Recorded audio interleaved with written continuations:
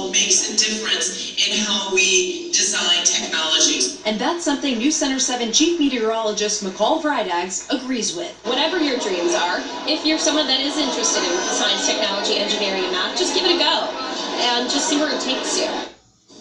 Dr. Jemison's message was just so powerful. She had an incredible speech tonight. Yes, she did, and it was bring me to tears multiple times. Her speaking was so eloquent, and it just felt fitting for all of the Girl Scouts that were sitting out there listening to her. I felt inspired by her, and obviously a lot of the girls that were there tonight felt very inspired by you. So many wanted to come up and take pictures with you. Yeah, that was kind of neat because Dr. Jemison was sitting at the same table as me, and I was just, girl fanning over her. But then it was nice to have some people come over, and maybe I was doing the same for these young girls. Yeah. So it was exciting. And here are just a few photos that I was able to snap with a couple of the Girl Scouts and some of the girls that just came to see Dr. Jemison. And you can see in the far left-hand side, that's Sydney. In the middle there, that's Malika. And then Mackenzie on the right-hand side. Mackenzie couldn't wait for her chance to come over and say hello. So thank you, girls, for coming over and talking to me. I really did enjoy meeting each and every one of you.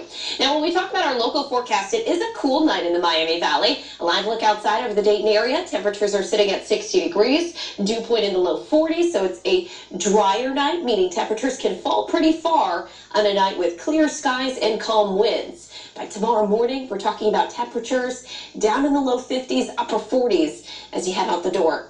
Live Doppler 7 radar scanning the skies for you. Notice no precipitation falling as high pressure is in control currently. In fact, the closest cloud cover is down in central Kentucky, and it's going to stay that way until we get towards late Friday. That's when I'm watching our next system that's approaching our area. Notice the rainfall that's up in northern portions of Wisconsin, back into Minnesota, into the Dakotas. That's a cold front. That cold front will swing in, bring us the chances for rainfall. Doesn't necessarily bring us a lot in the way of rain, nor does it bring us much in the way of cooler air either. And you'll see that as I take you through the extended forecast. Now, we really could use some rain. We got the latest drought monitor in today, and you can see abnormally dry conditions and the moderate drought has expanded, including several counties throughout the Miami Valley. And it's going to take a while before us to get a good amount of rain to bust out of this drought. Here are the latest impacts from that drought. 7 million people across the country are abnormally dry, with 1.1 million in a moderate drought. So that's significant.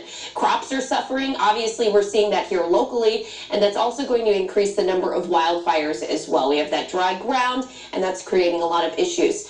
Meteorologist Kirsty Zanzini and I sat down with a couple of experts on Cloudy with a Chance of podcast, discussing the impacts on our farmers and what it would take to get out of this drought. You can listen to that tomorrow as we will upload it onto your Apple Podcast app, Google Play, Stitcher, WHIO.com. Now let's talk about the chances for rain. Here's 5 o'clock tomorrow afternoon. We're quiet up until then. We may see a few showers that try to move in for Friday evening. Futurecast may be overdoing it just a little bit. These showers are expected to run into that dry air, so may break apart a little bit more. And perhaps a better chance for a few showers come on in for early Saturday. Then we'll hold on to some clouds as we continue throughout the rest of your day on Saturday. But again, although the rain comes in, it doesn't necessarily cool us off. Look at these temperatures through the upcoming weekend. We are in the middle to upper 80s all the way through Saturday and Sunday, and it doesn't stop there. 90s, believe it or not, Monday and Tuesday in the low 90s. You factor in that humidity through the middle of the week. If you get 3 90s there, you're getting a heat wave. Heat index values in the mid-90s. Be sure to tune in tomorrow morning on Daybreak Edition. Meteorologist Kirsty Zanzini will talk about that hot weather and the chances for rain beginning at 4:25.